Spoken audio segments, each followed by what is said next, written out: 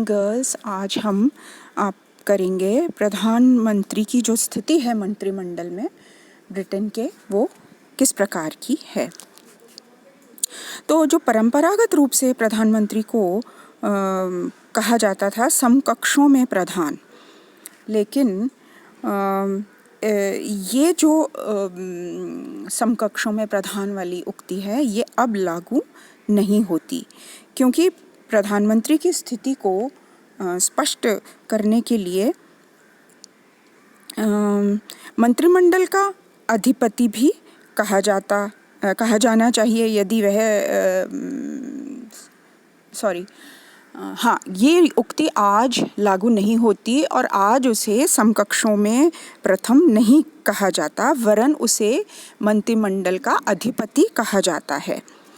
तो Ramsay more जो हैं, उन्होंने इस दृष्टिकोण को व्यक्त करते हुए कहा कि प्रधानमंत्री को समकक्षों में प्रथम कहना गलत है, और उन्होंने कहा कि वह वास्तविक रूप में मंत्रिमंडल का अधिपति होता है, उसे जीवन देता है, उसका संहार करता है और बहुमत दल का नेतृत्व भी करता है, उच्च पदाधिकारियों की नियुक्ति करता है और लोक सदन का नेतृत्व भी साथ साथ करता है।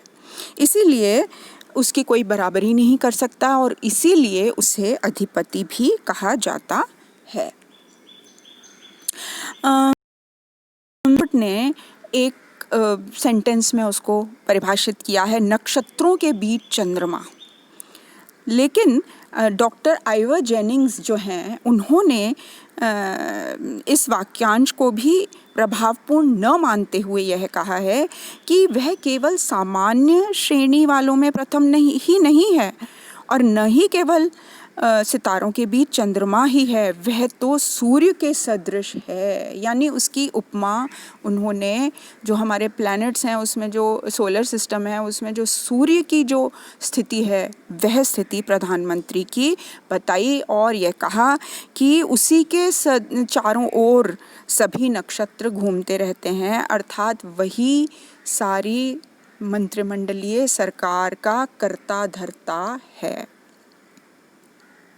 तो इस तरीके से वर्तमान समय में ब्रिटिश मतदाता अपने मताधिकार का जो प्रयोग है वो राजनीतिक दलों की नीतियों के आधार पर नहीं करता, बल्कि नेता के व्यक्तित्व के आधार पर करता है, और इसीलिए सभी कुछ उसके व्यक्तित्व पर निर्भर करता है। लेकिन यहाँ एक बात बता देनी ज़रूरी है कि यह स्थिति तभी होती है जब एक दल का वर्चस्व होता है। जब गठबंधन सरकार होती है, ऐसी परिस्थिति में उस प्रधानमंत्री की स्थिति बड़ी नाजुक और सीमित और नियंत्रित हो जाती है, क्योंकि उसे सभी दलों के मिश्रित लोगों के साथ कार्य करना पड़ता है, सभी बातों का उनको प्रतिनिधित्व देना पड़ता है और एक संतुलन बना करके रखना पड़ता है, जो कि अत्यंत ही कठिन कार्य है। दूसरा जो टॉपिक है वह है कि क्या प्रधानमंत्री ब्रिटेन का अधिनायक है। तो यह कथन भी निराधार है, क्योंकि प्रधानमंत्री पर संसद के अंदर और संसद के बाहर अपने राजनीतिक दल का, लोक सदन का, लोक सेवाओं का, दबाव गुटों का और प्रेस का एक दबाव रहता है, और इस तरीके से ये सभी इसके ऊपर नियंत्रण रखते हैं और अत्यधिक मनमानी वह नहीं कर सकता। यदि वह करता है तो उसे पदच्युत भी किया जा सकता है। इसलिए यह कथन बिल्कुल निराधार है कि प्रधानमंत्री ब्रिटेन का अधिनायक है। अंत में हम डिस्कस करेंगे प्रधानमंत्री की वास्तविक स्थिति और उसके निर्धारक तत्व। तो वास्तविक स्थिति यदि हम देखें तो जैसा मैंने आपको पहले भी बताया कि उसके व्यक्तित्व पर डिपेंड करता है, निर्भर करता है। यदि उसका व्यक्तित्व स्ट्रॉन्ग है, शक्तिशाली है, तो वह जो पद है उसके सभी अधिकारों को अच्छे से संचालित करेगा और एक शक्तिशाली प्रधानमंत्री बन करके उभरेगा और हर चुनौती का वह सामना कर सकता है। लॉर्ड एक्विथ ने कहा है प्रधानमंत्री का पद वैसा ही बन जाता है जैसा कि इस पद का अधिकारी उसे बनाना चाहता है, यानी लचीला यदि व्यक्तित्व है तो लचीला प्रधानमंत्री होगा और यदि शक्तिशाली व्यक्तित्व है तो शक्तिशाली प्रधानमंत्री होगा। दूसरी जो बात है वह यह है कि दलीय दृष्टि से सरकार का स्वरूप जो है दो प्रकार का हो सकता है, एक दलीय सरकार और गठबंधन सरकार। तो गठबंधन सरकार में तो प्रधानमंत्री की स्थिति नियंत्रित हो जाती है जैसा मैंने कहा, और एक दलीय जो सरकार है उसमें उसकी स्थिति शक्तिशाली हो जाती है।